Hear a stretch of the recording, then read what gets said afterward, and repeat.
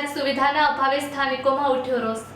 પશ્ચિમ કચ્છના નખત્રાણા શહેરમાં આજે એક ચોંકાવનારી ઘટના સામે આવી છે। શહેરના મણિનગર વિસ્તારમાં નગરપાલિકા કચેરીની સામે જ ઘાસ ભરેલી ટ્રકમાં અચાનક આગ ભભૂકી ઉઠતા અફરાતફરી મચી ગઈ હતી। સૂકું ઘાસ હોવાથી આગે પળોમાં વિકરાળ સ્વરૂપ ધારણ કર્યું હતું। ઘટના સ્થળે કોઈ અગ્નિશામક દળ ઉપલબ્ધ ન હોવાથી સ્થાનિક લોકોએ જ બહાદુરીપૂર્વક આગળ આવીને પાણી અને હાથવગા સાધનો વડે આગ કાબૂમાં લેવાનો પ્રયાસ કર્યો હતો।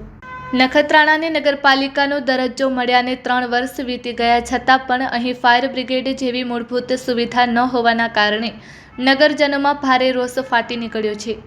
લોકોનું કહેવું છે કે આજે તો માત્ર ઘાસમાં આગ લાગી હતી, પરંતુ જો આવનારા સમયમાં કોઈ મોટી દુર્ઘટના બને તો નજીકના ભુજથી ફાયર બ્રિગેડ આવવામાં ઓછામાં ઓછા 30 મિનિટનો સમય લાગે, જે ગંભીર પરિસ્થિતિમાં ખૂબ જ મહત્વનો સમય ગણાય છે।